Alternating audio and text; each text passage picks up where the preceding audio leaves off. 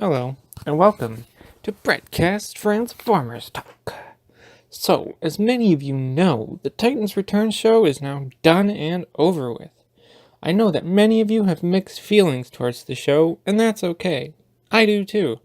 But I think we can all say that Mark Hamill is pretty amazing to have voiced Megatronus / The Fallen. Anyways, Power of the Primes is due to come out this May, according to the end of a couple episodes in Titans Return. So here's what I want to see from the Power of the Primes show. First, let's start with characters.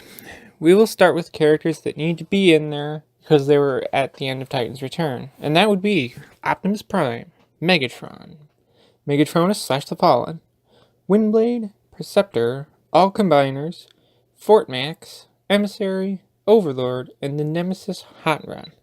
That is all the characters that need to be in there because they were also in Titans Return. Now, there are characters that I would like to see added.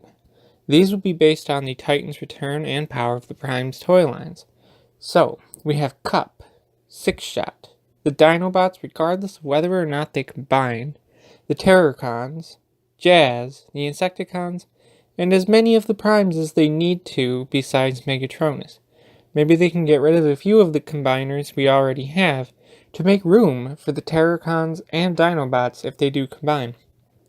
Yes, the inclusion of the actual headmasters would be nice, but that is something they should have put in Titans Return. Now, I can't really say it as much as to what the plot should be and what should happen. Obviously, something with Overlord and Nemesis Hot Rod will happen. I am assuming that Optimus Prime will come back in some manner. Megatron will lead Windblade, Perceptor, Fort Max, Emissary, and the Combiners off to find the Fallen. I hope that something in the plot leads to the other Primes coming out. Maybe Optimus will enlist the help of the other Primes and they'll bring him back so they can stop the Fallen from doing bad stuff. I'm really excited to see what exactly the Fallen is going to do to Cybertron. General things this show needs to do is up its animation quality and frame rate of said animation quality. The voice acting needs to be a lot better.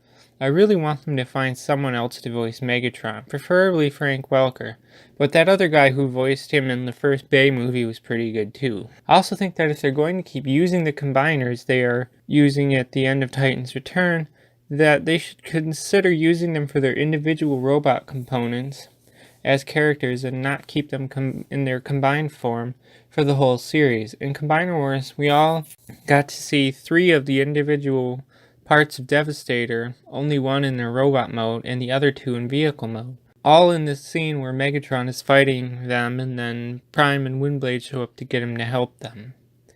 So that's what I think that Power of the Primes show needs to achieve. I think the thing that it will achieve, and it should since it's the last part of a trilogy, it needs to be the finite conclusion to all of what has happened.